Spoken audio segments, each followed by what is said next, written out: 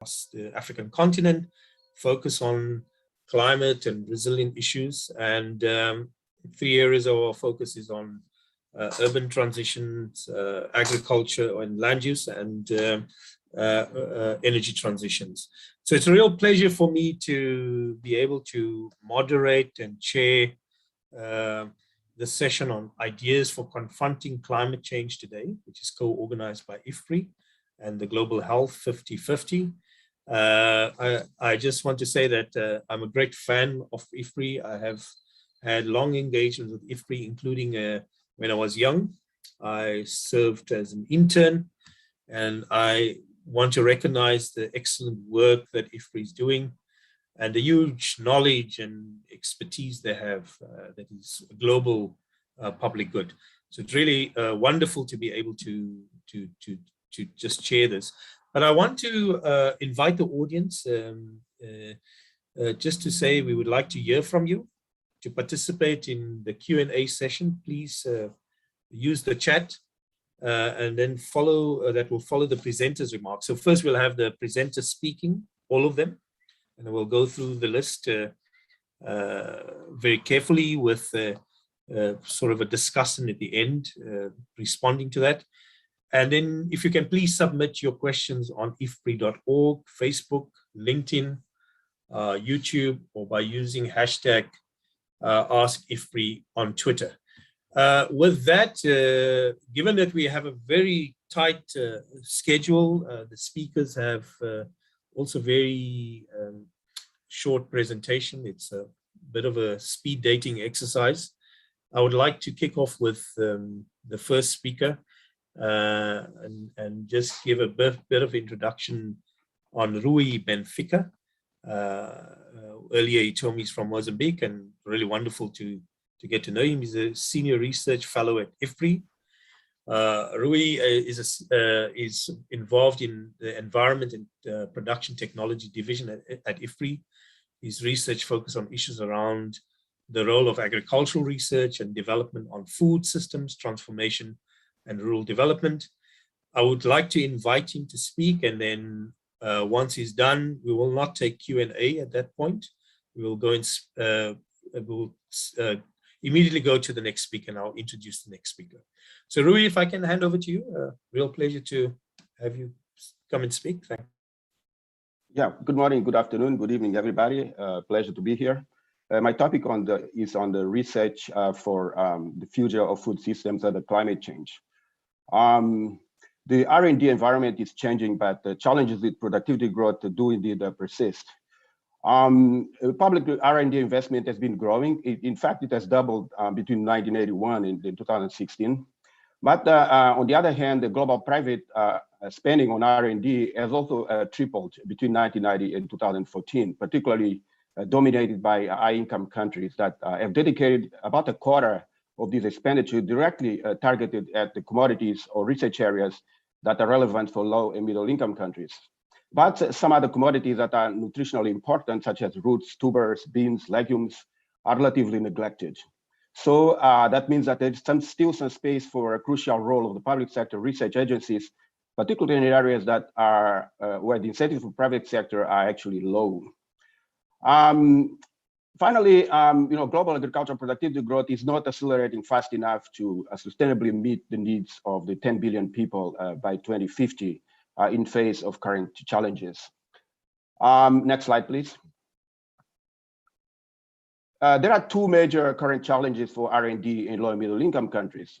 First, there are concerns of food systems transformation issues such as nutrition and diets, value chain efficiency, and social inclusion.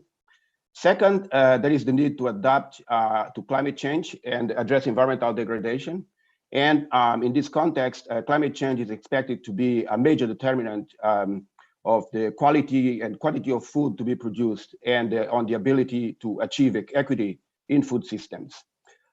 Responses to these challenges are still limited, but they're actually promising. For instance, the levels of R&D investment for sustainable intensification are currently inadequate. In low and middle income countries, for example, only 7% of spending in agriculture innovation is targeted towards sustainable intensification, but the returns can be substantial. Overall, R&D investments on climate adaptation can alleviate impacts on prices, cropland expansion, and future greenhouse gas emissions. Solutions to address issues in the broader food systems beyond production still need attention. That will likely come from a private sector and a combination of public-private investments. Next slide, please.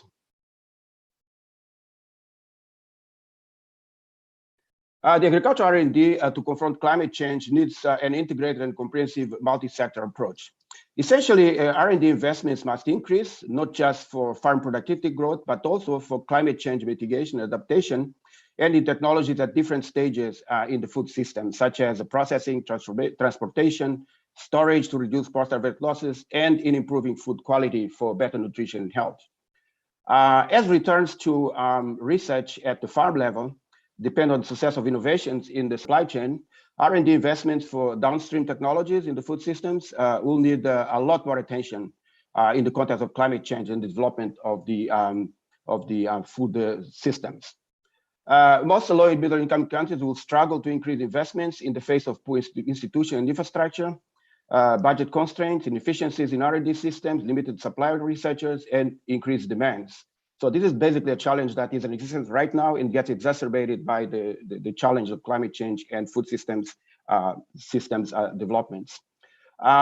Therefore, it will be necessary to determine feasible levels in the short run, medium and long run of R&D investments, well targeted. It will be also important to redefine the role of donors in order to be more strategic in targeting countries at different capacity levels and needs. It will be also necessary to strengthen the coordination of research and regional collaboration to target issues of common relevance and deal with scale inefficiencies. It will also be critical to identify long-term investments with highest impact in future development of the research systems in sectors such as education, infrastructure, and also in IT and communications. Finally, I would like to highlight the fact that some climate change-related effects have implications for the food system that remain largely unexplored. For example, the effects of rising sea levels on transportation infrastructure, changes in design of storage facilities, and the effects of regulatory policies on adaptive capacity of the food systems. So ultimately, R&D for addressing climate change in broader food systems need to factor in those elements and also rely on the very likely more important role of the private sector in this context. Thank you very much. Thank you, Rua. That was an interesting presentation. We will come back to it later. And if I can quickly just introduce the next speaker on the topic of transforming food systems through clean energy. It's Claudia Ringler. She's the Deputy Director, Environment and Production Technology Division. Claudia is has been with the CGIAR program, also on water, land, and ecosystems. Her research focuses on issues around water, energy, food systems, and relationship to ecosystems. Claudia is very involved with the nexus issues, as she told me earlier. So I would like to hand over to her. Thank you, Claudia. Yeah, thank you very much for this kind introduction, and also on the topic of why we do need to transform food systems through clean energy access. Next slide, please. So basically, I first want to make the case why we need to do it, and then how we should be doing it. So there's really many reasons why we need to engage on this topic much more. Today, an estimated 600 million people in sub-Saharan Africa are without electricity, and those who do have access really experience very unreliable access. This affects rural and total economic growth, but also rural livelihoods. Areas without clean energy access are also those that show the worst agricultural performance. And while I mentioned a statistic for sub-Saharan Africa, the situation is really also bad, not as dire as in sub-Saharan Africa, but it's also bad in South Asia. So what are some examples of where we do need rural energy access? The examples do include groundwater-fed solar irrigation, but also the cooling of poultry houses. Beyond that, better rural energy access supports larger food systems, for example, through improved and cleaner agro-processing, the cold storage of perishables such as vegetables, fruits, milks, and eggs. And that, of course, directly supports some of the action areas in the United Nations Food Systems Summit. including also the goal of producing more nutritious food and climate resilience. Moreover, through reducing deforestation and forest degradation, clean rural energy access and use preserves biodiversity, which is concentrated in forests. And it also reduces the zoonotic disease risk through reducing interactions between wildlife and humans. This, of course, also supports the Convention of Biological Diversity. COP15 is actually going on this week. Finally, a shout out of the importance of women's and girls' specific needs around rural energy access. We know there's continued large-scale collection of firewood that takes a lot of women's times, as well as health impacts from smoke. And so there's many other benefits, but these are really just a few. Next slide. So if this is such a great solution, why do we not see accelerated investment? So a key rural challenge for accelerating energy access in rural areas is the continued siloed development of energy, agriculture, and water systems. Energy actors do not coordinate with agri-food systems. They don't actually understand those systems. Similarly, there is limited interaction between energy actors and water system actors. So if we could make a difference here, I think we could accelerate access for particularly rural poor women and men. They're priced out of modern energy services. They often don't have these productive uses, so those linkages are missing and they need to be developed. As a result, as I already mentioned, they rely on firewood, crop residues, and cow dung for domestic cooking, or diesel pumps and generators for other agricultural uses, such as irrigation. So to address this, what can we do? I think we do need to generate more and better evidence on the multiple benefits of clean rural energy access, as well as on the cost of inaction. We need to identify more productive use locations that are attractive to the private energy sector, such as hubs for agro-processing or irrigation. We need to much better engage these siloed investors to jointly design and develop rural energy, ag, and water systems for multiple outcomes. And we need to really assess and identify milestones and indicators for them to follow to achieve joint impacts. We finally also need to strengthen women's agency in clean rural energy systems. And this photo here actually shows an example from the Orissa Tribal Women's Barefoot Solar Engineers Association. Doesn't look like it, but that's what it is.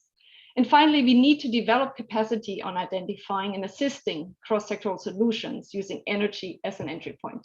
Thank you very much.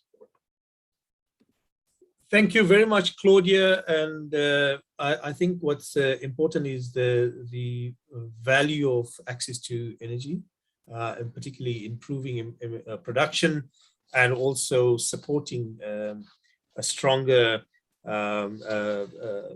healthier food systems, etc. So I want to then just move on to the next speaker on engaging stakeholders, landscape management for confronting climate change, and invite Wei Zhang, who is a senior research fellow at the Environmental Production Technology Division with an agricultural and environmental economics background. She brings social science expertise to interdisciplinary research on the intersection between agriculture, development, and environment, including governance of common pool resources, individual and collective behavior, and choices in ecosystem service management. These days, she co-leads the development of a new CGIAR initiative focusing on low-emission food systems. Wei, just before you go, I just want to remind the audience, again, we would like to hear from you. We would encourage you to participate in our Q&A session that follow the presenter's remarks. Please submit your questions on ifpri.org, Facebook, LinkedIn, YouTube, or by using hashtag AskIFPRI on Twitter.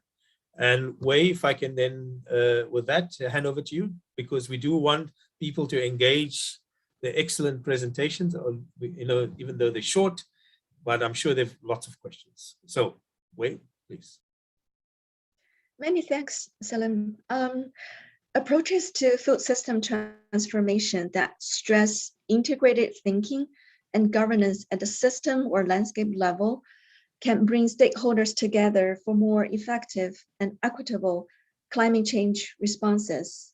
So in this upcoming Global Food Policy Report chapter, my co-authors, Ruth Maitendik, Hagar Al-Didi, IFPRI, and Pratiti Dashini from the Foundation for Ecological Security in India, and I will look at the importance of landscape management for confronting climate change and ways to engage stakeholders in landscape governance. Next, please. Many climate actions require landscape approach and coordination and collective actions. To identify the institutional arrangement relevant for climate change responses, including both mitigation and adaptation, it's useful to look at the spatial and time scales of each action or program. As this figure shows, the spatial scale helps to identify what types of institutions are required, both for policy development to set the enabling conditions and for actors to carry out the necessary activities. These can vary from the global to the national to the local or even individual level. Climate smart actions at individual level generally do not require much in the way of institutions for coordination, though coordination at higher levels may be needed. Moving up to the response options at the group or community level, such as community pond or landscape restoration, landscape diversification, some form of coordination becomes necessary. At the local level, collective action institutions are often the most appropriate. Some state institutions may also be relevant, for example, to provide technical advice to a group of farmers constructing or operating the reservoir, or incentivize other actors in the value chain, such as storage and processing. Moving further up on the spatial scale, local government or other state agencies become increasingly important for coordination, although collective action institutions may still be relevant. The time frame for actions also provides insight into the nature of institutional arrangement needed. The longer the time span between actions taken and their results is, the more difficult it will be to gain and maintain support and to monitor progress. So there are some implications of this framework.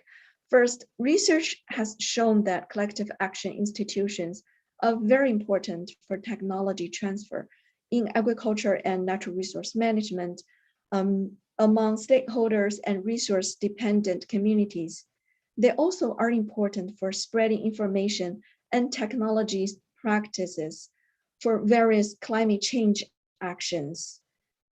Many mitigation technologies require collective action, for example, to facilitate information flows among community members. Second, for climate change policies to be sound development policies, the impact of actions on the poor needs to be examined. In many cases, customary property rights need to be recognized and made more secure if smallholders are to benefit. Adopting climate smart practices require land and water rights to guarantee a return on this investment. Secure property rights are also important for natural resource management practices like tree planting that involve long-term investment in land and promote sustainable use where returns may not be gained without secure tenure.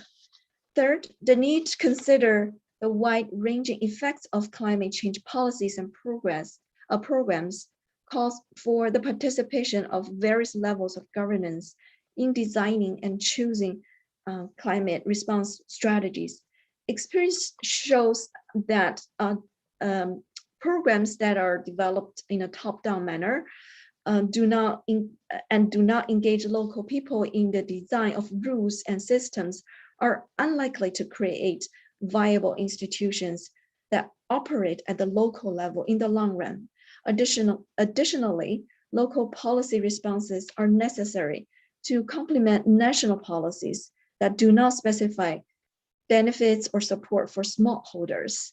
Therefore, a range of central and local institutions, public and private, is needed, rather than focusing exclusively on any single type of institutions. Policies need to develop harmonious multi-level governance arrangements. Next, please. There is growing acknowledgement that conventional sector approach to addressing often interconnected social, environmental, economic, and political challenges are proving insufficient. An alternative is to focus on integrated solutions at landscape scales or landscape approaches. A system review of literature by Reed et al. 2016 suggests that despite barriers, a landscape approach has considerable potential to meet social and environmental objectives at the local scales while aiding national commitments to addressing ongoing global challenges. 5 key aspects of an effective landscape approaches are highlighted by the study. Evaluate progress, metrics must be specific to the context, establishing good governance, and evolve from panacea solutions, acknowledging that a landscape approach is not universally applicable. Contextualization is fundamental to success. Engagement of multiple stakeholders is essential. And finally, we must embrace dynamic process. The framework needs to have a built-in mechanism to mitigate stochastic and unpredictable changes. To overcome some of the barriers to effective landscape approaches, there are some recommendations, for example, to commit to implementation efforts in order to support our understanding of how integrated landscape approaches work, go beyond the current labels or terminologies used, and accept there are many potential entry points to a landscape approach. We need to operate across sectorally in a more collaborative fashion, and implementers should engage stakeholders in full, open, and inclusive negotiation processes. Again, monitoring is important, and researchers must continue to develop and refine appropriate and cost-effective metrics. Next, please. Wei, maybe if you could just summarize the next slide, if you don't mind. Thanks. Yeah. There's a lot of attention to multi-stakeholder platforms as key for integrated landscapes. But multi-stakeholder platforms are not panacea either. In many cases, key groups are not interested in engaging, and power inequalities don't disappear and can affect voice and participation. So it's very important to balance the role of government actors so that they provide legitimacy and enable follow-up action without controlling the progress. My final slide, please. So just to highlight some policy priorities, confronting climate change can't be done by government alone. We need landscape level approaches that involve multiple stakeholders and communities. Policies alone are not enough either, but they can help providing the enabling conditions for stakeholder engagement in landscape management, including addressing tenure security issues. Devolution policies can encourage state agencies to engage with communities and private sector, and also there's a need to invest in multi-stakeholder platforms and capacity building. Thank you. Thank you, Wei. We're going to proceed with the next speaker, Jiawu Ku, if I can invite you, please. He's a senior research fellow at the Environment and Production Technology Development with agricultural engineering background. And he has 20 years of experience simulating crop yield responses to climate change and analyzing smallholder farmers' adaptation strategies. These days, he's busy developing a new CGIAR initiative focusing on the use of digital technologies to manage climate risk in food systems. And he will share some ideas that his team is developing with us today. So, Jao, please. Thank you. Oh, the Zoom is yours, as they say. Thanks. Yes, I'd like to introduce some new digital technologies that can be useful to manage climate risk and confront climate change today. Next slide, please. So yeah, first, why digital? Digital technologies can address the three key challenges of managing climate risk. First, the climate is changing rapidly. Just this week, Climate Central reported that the number of days between billion-dollar climate disasters in the US had been reduced to just 18 days in recent years compared to more than 80 days in the 1980s. Digital technologies can expedite the process of data collection and analysis to react to climate risk more timely manner. Second, climate impacts are localized everywhere and difficult to predict and plan against. A meta-analysis published this week on Nature Climate Change said 85% of the global population has been already impacted by climate change-related climate disasters. Predictive analytics can help planning the best protective measures at the local level. Finally, policymakers do not always have timely, reliable information to act upon. And here again, digital technologies can improve public information systems, allowing stakeholders to access the information quickly and monitor policy impact also quite timely manner from the citizen. Next slide, please. So yeah, there are many exciting creative use cases in this space. Here are some select examples. First, digital technologies are helping to collect and disseminate quality climate information, gathering real-time data from sensors in the field, storage, transportation, market, just throughout the food systems. Aggregating information also through crowdsourcing and analyzing satellite remote sensing data to monitor the landscape at scale. These data are used in advanced analytics to simulate different natural resource management scenarios, analyze causality between climate shocks and even security risk in society and economy, and continuously monitor the system status to early detect any anomalies in the food system. This information helps to improve decisions on the land use planning, climate smart investment targeting, optimizing food supply chain to nudge consumers for healthy diet while reducing food losses. Providing digital financial services and also index-based insurance helps farmers and small-scale producers to manage the risk and also facilitate the provision of carbon credit. Yeah, next slide, please. So these all sound good, but then how do we scale up such digital solutions? First, not only should the data be open, but data also should be findable, interoperable, and reusable. Siloed data can't really answer this complex question at the system level. Oftentimes, this requires building trust in the digital ecosystem. Public-private partnership is essential since many of these digital solutions are developed in the private sector, which can benefit everyone. Policy and regulatory frameworks are necessary to ensure the responsible collection and management of data. Investment in rural connectivity infrastructure should continue to make the technologies accessible to the people who can really benefit the most. Further, closing digital divide between gender, rural, urban, and age groups should be clearly embedded in the government plans and digital strategy.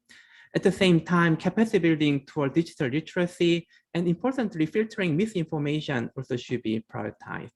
Lastly, digital technology in itself can't solve all these complex problems that climate change is causing. So we should leverage our collective expertise in the use of these digital tools to make sure technologies do not cause unintended consequences like bias and black box predictions. Yeah, thanks, and I'll be happy to engage in Q&A session.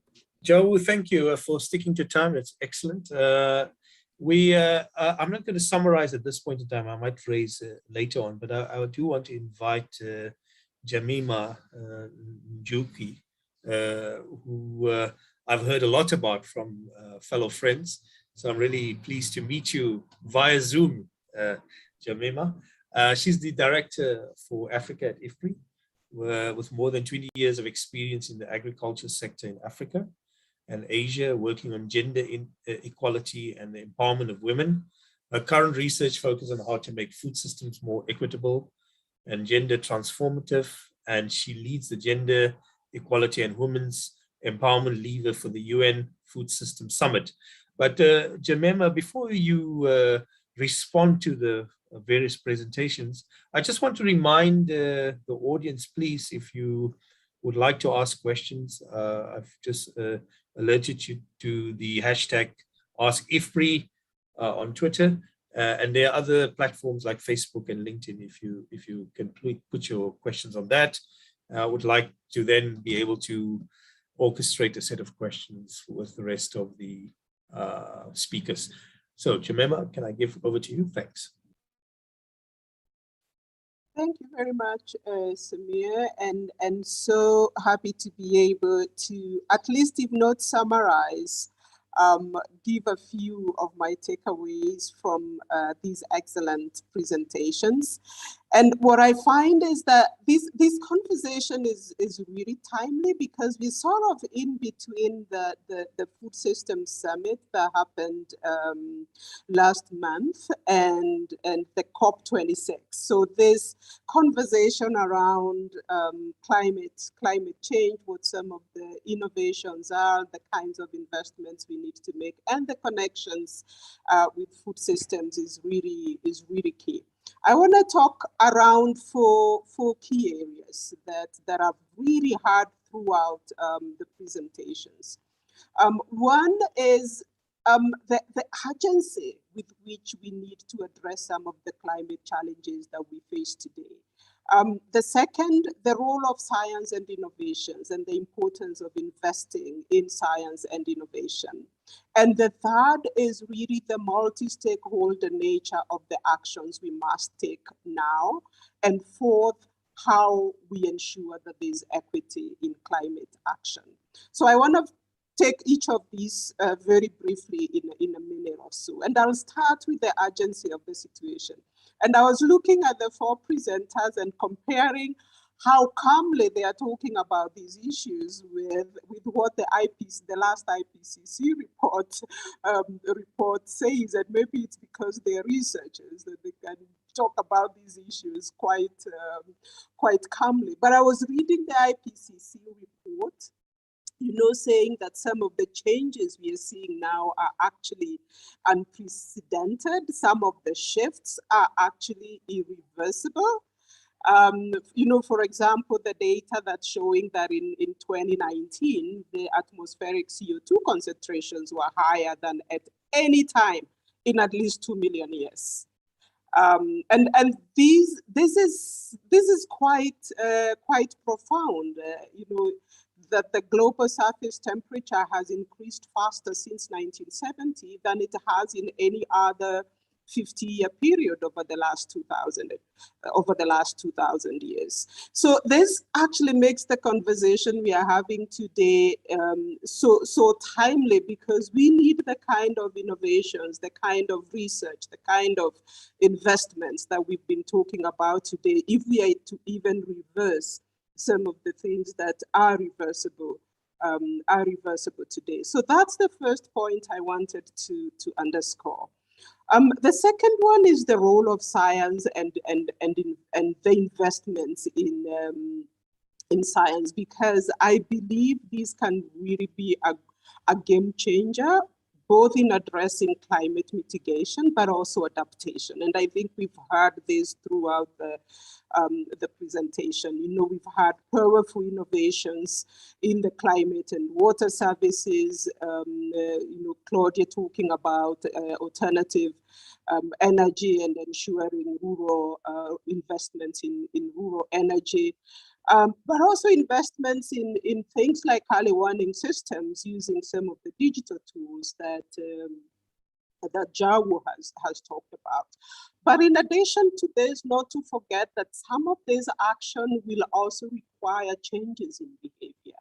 and whether these changes in behavior, for example, cutting food waste so that we can cut greenhouse gas emissions, changing dietary patterns so that we see reductions in emissions and land use and reductions in water use in agriculture, but also the dietary shifts that yield some benefits both in health and mortality risks as a result of some of the impacts of climate change. So we're gonna need a combination of these innovations and the use of some of these innovations to actually change behavior and change the way the world does things. Now, which brings me to the third point, these solutions that are going to require multi-stakeholder action, and where he has really demonstrated to us the different, it's gonna take all of us operating at different levels to address climate change and to address some of the changes and issues that we see now. And it's not just going to be government, it's going to be private sector, but also working very, very closely with local stakeholders and communities to ensure that what comes out of these processes is actually has utility for them, and that they can actually use it. It is appropriate. It fits within their farming or food systems. Very clearly looking at what Claudia and Jau especially have been talking about in terms of energy and digital tools, seeing a very clear role for industry and how our governments can actually provide that enabling policy environment to support industry to actually provide some of these solutions and provide them at a scale that actually makes a difference. But also reflecting on Rui's presentation on investments and how funders investing in R&D need to actually be very targeted at the innovations that are going to have an impact on climate change, but also that align with and as someone like me sitting in Africa, that actually is aligning with some of the priorities that the government have put in place in their national adaptation plans and their NDC plans. And then lastly, to an issue that's dear to my heart is ensuring equity in climate action. And here I hear equity from different perspectives. You know, investments by high income countries to low and medium income countries that actually have much less capacity to adapt. And there have been some past commitments, the numbers thrown around like $100 billion US by high income countries for climate adaptation. And these commitments need to come through for this to actually happen, because we are seeing disproportionate impacts in developing countries from climate change, but also making sure some of the innovations we're talking about are equitable. You know, if women are 50% less likely to be using the internet, how do we make sure that they actually have access to innovations that then require use of digital tools? We have to close some of those gender gaps for this to work. And to really conclude, I want to say this year we are doing the biennial review for the CADAP, the Malabo commitments. And what we are seeing is a lot of our countries have not met the targets for building resilience, both in terms of the budgets they are allocating, but also very important for us as a research organization and our partners in terms of the use of climate resilience technologies, whether for adaptation or for mitigation. And so we still have a lot of work to do, both to encourage the kind of policy and investment that's needed to make sure that they meet these targets, but also working with other stakeholders on the ground to ensure that a lot of these innovations we're talking about actually reach those that need them most. I'll hand it back to you, Samir. Jamima, thank you very much. This is a very complex, multidisciplinary topic, very diverse. And I think the 4 or 5 presentations we've had today just illustrates not only the importance of the issue, and that our food systems and agricultural production systems have to adapt to new challenges in a context of the African continent where agricultural production needs more support, and where farmers and producers and the economy can generate a lot more value from the agricultural sector.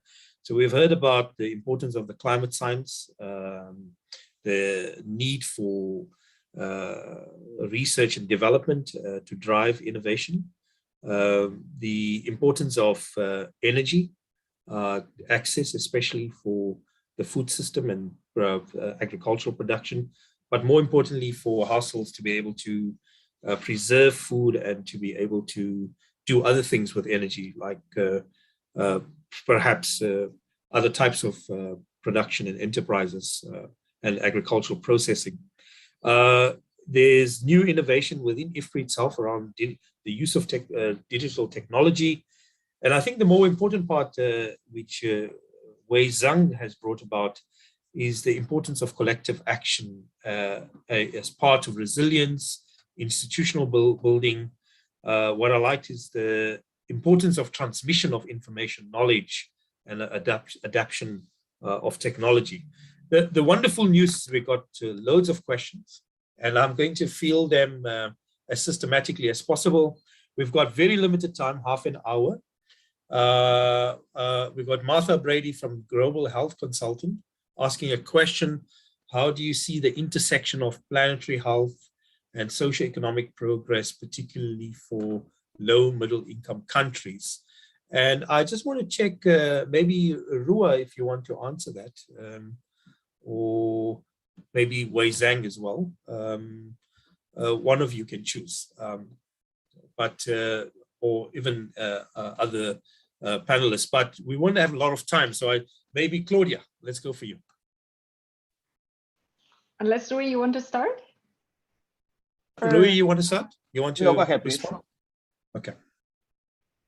Yeah, so, I mean, yeah, just quickly, I mean, I think I've tried to mention that, I mean, clearly there are trade-offs. So if we are trying to improve nutrition and reduce poverty in rural areas and obviously everywhere in the world, we will use more natural resources. So that affects planetary health. But there are, we don't like the term win-win solutions and panaceas, but what, for example, what I suggested in terms of clean rural energy access, so that includes a lot of solar, and I know solar is not the cleanest thing out there either, but it's a game changer, as Jamima said, and that I think can dramatically improve planetary health as well. So it can improve socioeconomic outcomes, and it can improve planetary health. It can improve women's and girls' health through, you know, avoidance of smoke in where cooking takes place. So yeah, that's one solution, one suggestion. There are obviously many others out there. Collective action, I think, approaches that Wei mentioned, as well, strengthening these governance systems across landscapes to ensure that biodiversity is retained while we intensify agriculture systems. And of course, sustainable intensification itself, while there are people who do not like this particular approach, I think the evidence is quite overwhelming that it is more favorable for planetary health than low input or zero input agriculture systems, simply in terms of changes in deforestation, reduction in deforestation. Yeah, so that would be my first quick. Thank you, Claudia. Rua, if I can give you opportunity. Sorry, did you want to say something else, Claudia? No. Okay, I could, but no. Let's see if Rua chance. Yes, and then we've got more time there. I'm sure you can answer. Yeah, I'll just add, as Claudia said, it pretty much answers the question. I'll just like to highlight that you know, there will be likely a more important role of the private sector in this context. You know, public kind of investment and research and innovations to play a role, but the combination of the private public kind of partnership in this context can also play an important role in addressing this issue. Thank you. Thank you very much. I'm going to take another question because there are quite a few. So I just want to double check that I'm reading the right question.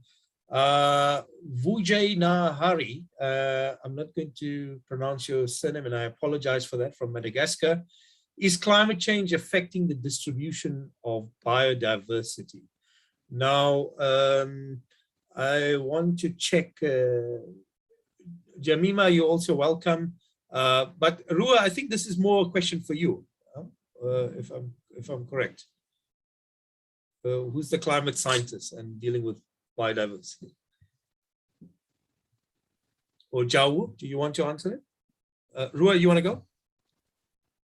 And Wei Zhang, okay. Jiawu, you want to come in? No? Wei Zhang, yes, okay.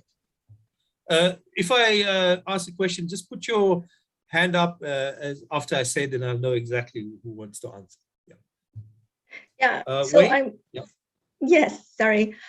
Yeah, I'm not an ecologist or climate scientist, but I think there's pretty strong evidence in the literature that yes, climate change does have a pretty negative effect on biodiversity, affecting invasive species, the distribution of species, and just in the agricultural area. An example is more frequent, more severe pest outbreaks because of the loss of biodiversity. That's a take from a social scientist. Sure. No, that's an excellent take. There's a second question from Gabina Sakibu Fusaini from Ghana. What are the best remedies to combat climate change and global warming? I presume that is related to food systems and agriculture. Anybody want to put their hand up for answering that question from the team? Claudia, yes, go for it. Yeah. So clearly not destroying any more tropical forests, I think, is the number one action that agriculture should very actively pursue, and I think is increasingly pursuing. But we shouldn't forget that climate change is affecting forests also directly. So, I mean, obviously agriculture has a role to play in retaining forests, but climate change is also adversely affecting the many positive roles that forests can play in carbon sequestration, etc. So that is really number one: do not destroy any further forests. Keep agriculture area on as small an area as you can. And then obviously the big other elephant maybe in the room is meat production. So I think a lot has been written about that. A lot is already known. We know that even in low income systems, changing livestock feeding practices can do a lot to improve, for example, the milk output per liter. I mean, the emissions per liter of milk output as an example. So there's a whole bunch of measures that are out there. It doesn't mean that we have to, that everyone has to stop meat or consume milk, but I think we have to do it a bit more consciously, being aware where we can make savings, and in low and middle income countries improve livestock systems using really proven technologies. And there's also something out there called cultured proteins, so including cultured milk proteins, that I think is another game changer that we need to look in more closely. Thanks. Sorry, thank you. I've been trying to deal with questions and also find the screen. So I have another question. Sorry, Rua, you wanted to say something? Yes. I'll just like to highlight the role of biotechnology as well in addressing this kind of issue. Use of say fertilizer types like slow release fertilizers, and seed varieties that actually address some of the challenges without making the situation more complicated. And increasing productivity is a challenge that needs to be addressed with this kind of mindset. Okay, can I just ask, are there trials being taken forward by IFPRI or the other CGR institutes on these kinds of issues? Trials, tests, yeah. Well, our biosafety program, that does address a lot of the issues on the use of the new biotech, the potential of new biotechnology to actually address some of these challenges in these developing countries. And there's been a lot of issues that then the question comes to the issue of the regulations in place that in some of those countries still constitute a challenge for moving forward with some of those technologies. Yeah, so, but that's an ongoing. Sorry, just a related question, because this is very important. Are there cost barriers at the moment, or does the economics work out better, or are we still a little bit away from that? I mean, cost barriers in some of those contexts, you know, when you talk about the seeds and the adoption of other technologies, there is the issue about the ability for farmers to actually participate in this market, because some of those technologies require, you know, purchase over and over again of the seeds, for example, and in some of those systems that is a challenge. And also the role of the different enterprises. You know, some of these involve the involvement of multinationals. I know the role also for the local research institutes that still has to evolve. In some countries, given the small size, it is very hard to actually make all the efforts there. So what we have been advocating for is a kind of regional coordination in these kinds of efforts to gain scale in the potential benefits of those technologies to be profitable in the medium and the long run. Yeah. Thank you. I'm going to move on to the next question. It's from Natasha Gris, Norwich Institute for Sustainable Development, and it's sort of addressed to all the speakers. I suppose we can't go through all the speakers, so maybe we'll take one or two. Could you tell us the most exciting specific example you have come across recently of how a transformed approach to food systems can work in practice, which incorporates climate change better? I suppose we've sort of answered this with Claudia and Rua just earlier. This might be a value chain, supply chain innovation, organizational change, and investment change, or broader institutional country level change. Any self-election to answer the question? Claudia or anybody else? Rua, do you want to answer? Okay. I suppose we've answered. Wait, yes, go for it. Wait. Thank you. So one of the approaches we're looking at in our new 1CG initiative proposal is what's called living lab approaches.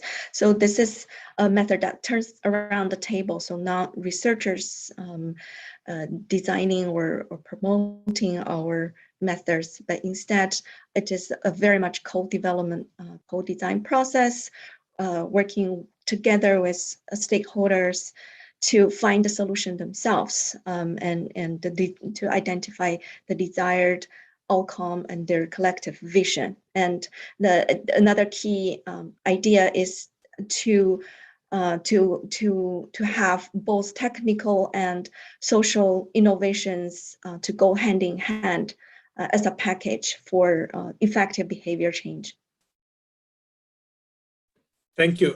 Claudia, did you want to come in quickly, or others on the panel? Jamima, yes, please go for it, Jamima. I think I would only add two things there to what Ray has said. One is there's a lot of work going on climate proofing value chains, because a lot of the value chains work.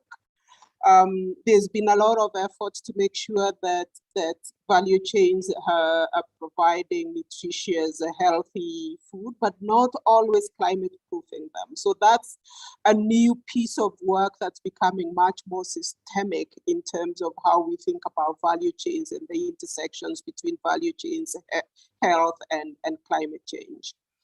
The second point I want to make is, as part of the conversations to develop an Africa position on food systems, we've had a lot of talk about our indigenous food systems and how to bring back some of those crops that governments have underinvested in, that have both a nutrition advantage, but also have a climate change advantage, either because they are drought tolerant, like small millets and sorghums and African leafy vegetables. So I think we're gonna start seeing much more investment in that within in the region. Thank you. I'm going to move on to the next question, if the panelists don't mind, because of shortage of time. We have a question from Charlotte Heberbrand. This is for all speakers. Where and what scale have the approaches, solutions, in your respective areas already led to concrete and significant impacts? Anybody want to respond to that? I have a question that's related to that. The issue of climate risk and integration of climate science in the work you do in terms of food systems approach that you're taking and improving agricultural production, the extent to which this is now gaining more traction across not only international agricultural research institutions, but private and national level. So, just a curiosity around that. Or are we still at the early stages of developing this work, and it is still a lot to learn and there's still a lot to experiment with? Jawo, yes. Okay, so yeah, the couple of things. The first one on what's already proven to be effective. So it's not exactly climate change, but throughout COVID crisis, we saw how quickly our food system actors kind of utilize digital technology, online marketplace, food delivery services to bring this resilience in the entire food supply chain. So I think we can learn a lot from how the system adapted to that limited kind of constrained environment. And I think oftentimes we saw what we can learn from the COVID crisis, how we can better prepare for the climate change kind of impact.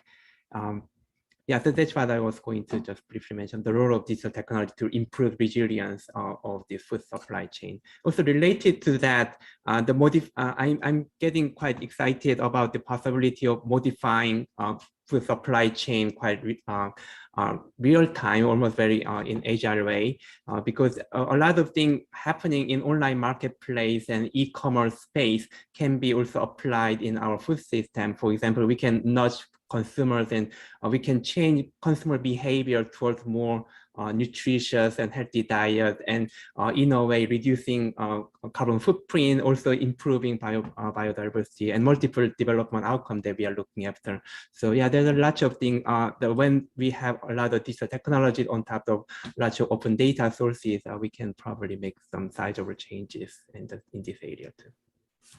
I think there's a very interesting question from Deborah from Kenya around the fact that usually climate policies and climate issues are dealt with by environmental ministries. This is becoming a whole economy issue. So she's asking a question, to what extent, in particular in Kenya, does the agricultural ministries adopt a climate risk lens as part of their strategies for food systems support and also for innovation in agriculture and support to farmers? And you want to answer that, Jawo, or anybody else? Jamima sits there, so she should answer. I can try. Okay. So, and Deborah is very right that there's been a very sectoral approach to these issues, that you will find a Ministry of Agriculture that's dealing with food production, livestock production, a Ministry of Environment dealing with climate change issues. And these things sometimes don't always come together, and especially in countries where there isn't a multi-sectoral coordination mechanism. But more and more, we are seeing governments actually set up multi-sector coordination mechanisms because of this realization that these things are all interconnected. I think for me, the biggest moment to see this was at the UN Food Systems Summit last month, when over 150 countries actually came to the summit with their national food systems transformation pathways. And the Kenya one actually had climate and resilience at the center of it. So that was actually really good to see, because these are plans that they're going to be implementing. These are plans that they're going to be monitoring on a 2-year basis. So more and more these issues are coming together. Thank you very much. Anybody in the panel want to also respond to that? I have a Ruud, yeah, Benfica. Yeah, I'll just to highlight following our presentation, the paper we're actually preparing now for the COP, that this issue of the multisectoral nature of this issue is something that it is important to highlight. If you think about the way R&D investments, for example, have been oriented particularly in Sub-Saharan Africa and in Asia, have been very much on the production side of the value chain. But so it's important to account that this is a, when you talk about the climate implications, you need to think beyond that, and the engagement of stakeholders, the private-public kind of way to look at it, are quite important. So at the country level, to start with at the country level, like Jamima was saying, different ministries, but at the international level as well, when donors engage in this kind of issue, it's important to have this multi-sector, the value chain node kind of view as well. So this is one thing that we really want to highlight, that the things have to be transformative in that direction to be able to address climate change issues across the board. Thank you.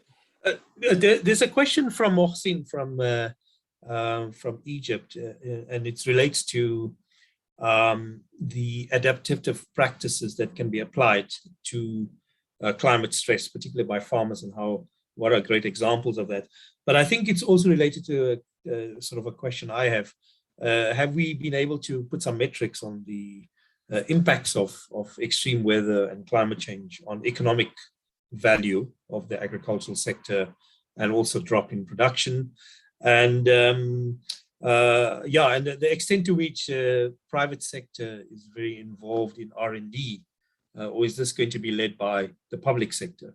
And how do we, match and align? So, Claudia, I see you're very excited. So you have. I'm just excited because I guess about, I don't know, a couple of weeks ago, maybe a month ago, we did release a special report for Egypt on the impacts of climate change on the agriculture sector, and also on the overall cost of the agriculture and overall economy of Egypt. And I think, I hope I was right, it's about 1.8 billion a year. So the overall cost from higher food prices to the Egyptian economy. So the overall cost from lack of adaptation to these challenges. So I would like, we can send that report. And if you can talk to also particularly Mohsin's question of how Egyptian, exactly.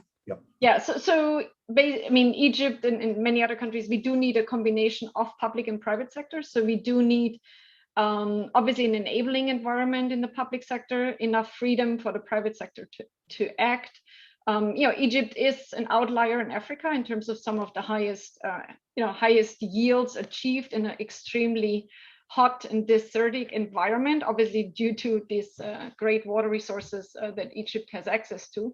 It's getting hotter, it's getting drier, and I think there obviously needs to be more of a shift, and yet more of a shift in some of the crops that are being grown right now, and additional investment in heat and drought tolerance, as I said, some additional shift in cropping patterns, additional investment in greenhouses. So we have proposed the whole range of technologies. Also, of course, improved agricultural water management, because water availability will get scarcer in these kind of environments as a result of climate change, and obviously continued population growth and urbanization that we see in Egypt. Yeah, thanks.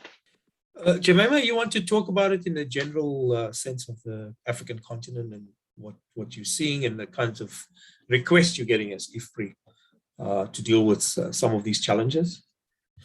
I think increasingly we are seeing public investments in building resilience. So even as we track through how many governments are meeting their targets, that number is increasing progressively. It fluctuates a lot, of course, depending on what's happening in a country. If a country goes into conflict, those expenditures, of course, go down. But generally, seeing an upward trend in terms of investments. But what is also happening is there are a couple of countries where the private sector is also coming in really, really strongly. I see in Kenya, for example, a project that IFPRI is engaged in working with insurance companies to provide index-based crop insurance to smallholder farmers. So we are also seeing countries where private sector is really stepping up in terms of climate, especially climate adaptation. Joe, if I can ask a similar question to you about the relevance of agri-tech digital technologies in shaping and enhancing adaptive strategies. What would your view be on that? And where are we at that, particularly with small-scale farmers, livestock farmers, etc.? Right. A lot of data are becoming available, but at the same time, we don't.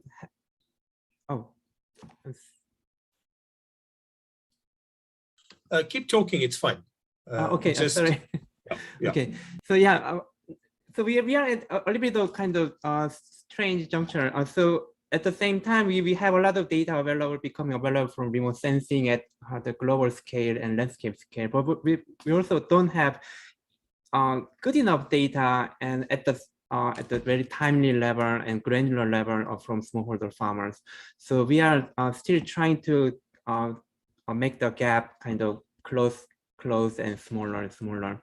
A lot of sensor technologies and Internet of Things and lots of ICT communication technologies it assumes you have good connectivity, assumes you have good electricity. That's still missing. So it is true there are some biases in the data and kind of research work we do. So I think that also needs to be addressed quite urgently. But where it's available, where data is being collected and actively shared, and I think there are a large body of evidence quite pointing to the potential impact that can be realized using digital technologies. Can I ask you a related question? Because the other two questions we sort of answered, and I'll come back to them, the last two questions. And I also want to ask Wei Zhang on the landscape level, collective action level, how we deal with impacts from climate change. What is your take on the developments on agri-tech, and are they focused in the right areas, or is it very much about the commercial value and income? Should we be doing more to integrate climate adaptation and resilience to reduce the impact?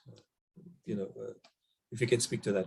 Yeah. So right. Okay. I can speak briefly. So I think there is a right momentum now because we are in the climate crisis mode. Yeah, as Jamima rightfully said. So there is an urgency, shared urgency for all of us working in this area. So yes, I think we are quite conscious about how those technology and agri-tech is serving the need of the small-scale producers and small-scale farmers. However, I also kind of notice personally also in our team, we are seeing it every time. So it's not easy to convince private sector and multilateral organization to really targeting their investment, their technologies for smallholder farmers only. So it should be kind of shared responsibility. There should be some more high-level enabling environment to make that happen, because smallholder farmers carries each own, just by the nature of their way of farming, higher risk, lower ROI, return on investment. So yeah, there is a little reluctance from private sector just focusing on smallholder farmers and the livelihood of the small-scale production system. So yeah, this should be considered as a nationwide or economy-wide issue that everyone has a stake in it and working together to serve, not just relying on specific sector to go out and address. Then I will hand over to Wei. Thank you. Wei Zhang, if you can also just talk about it, because there's a big important question that's been raised just now about the fact that it seems like the panelists are not taking into account issues of poverty and how that is integrated. And I know IFPRI well, because I know that's central to your work, but it may not have come out in the presentation. So just to talk about it, because when you talk about particularly with property rights and questions of ownership, the dimension of land rights, property rights, all of those issues are fundamental in affecting the kind of distributive aspects of the agricultural production, and how ownership patterns, whether it's led by men or women, affect benefits from that production. So maybe just to talk about a little bit about that, if you don't mind. Yeah, thank you. So yes, there is huge gender gap in property rights and land rights. There is marginalized groups are also face less access. So yeah, on the one hand, it reduces their ability to benefit from climate action investments such as PS. Also, access to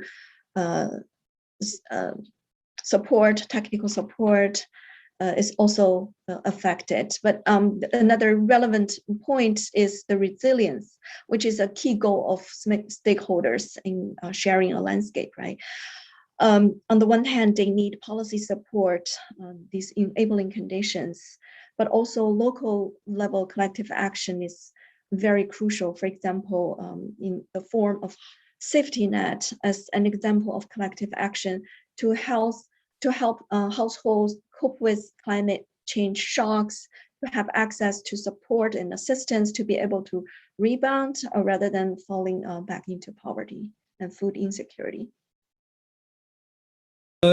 I had the pleasure of reading Thomas Jaynes' papers on, this sustainability pyramid that he talked about, and one of the things that he mentioned there was the issue of the poverty trap. So if you already have a constrained agricultural production system, you've got climate risk, the chances of increasing the poverty trap is quite significant. So the one way to deal with climate risk has to be seen as in a holistic way. You have to deal with property rights, you have to deal with market issues, you have to deal with levels of income generation and income support that encourages the farmer to enhance sustainability. And in that way, as you said, we have the ability to rebound.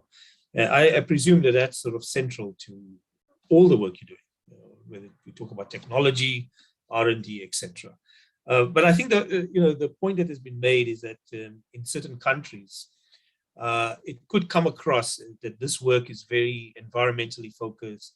It's about changing human behavior, but not really addressing the bigger issue of the general resilience of community, the country, and the ability to get out of the poverty trap. So you want to respond to that quickly? I know we've got like 3 minutes left and we have to close off. So maybe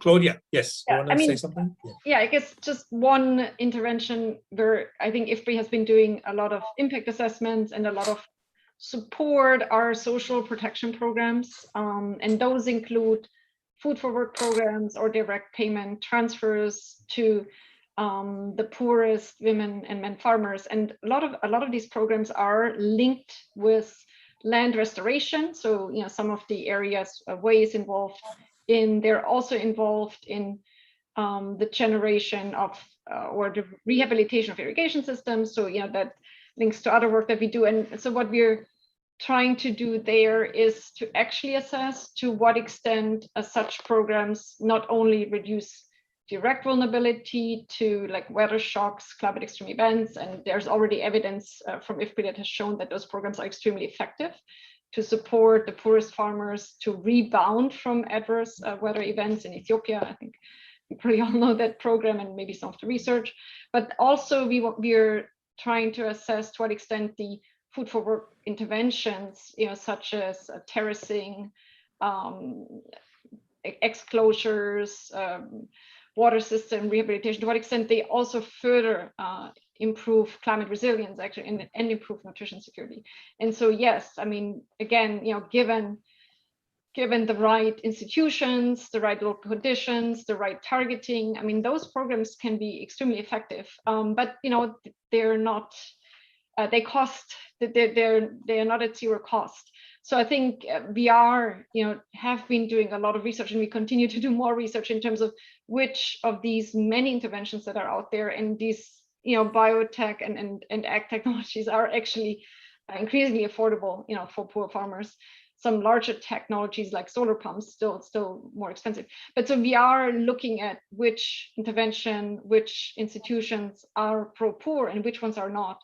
And as Javu said, most private sector investors, they want to target anyone who can afford, or anyone who, who can use this technology. They are not as pro-poor, and that's why we need the government, and we need the enabling environment to directly target to the poorest, because they will otherwise really be left out of climate resilience strategies. There's a big risk. I mean, we've seen it, COVID-19, the digital tools have been crucial, but they certainly billions maybe.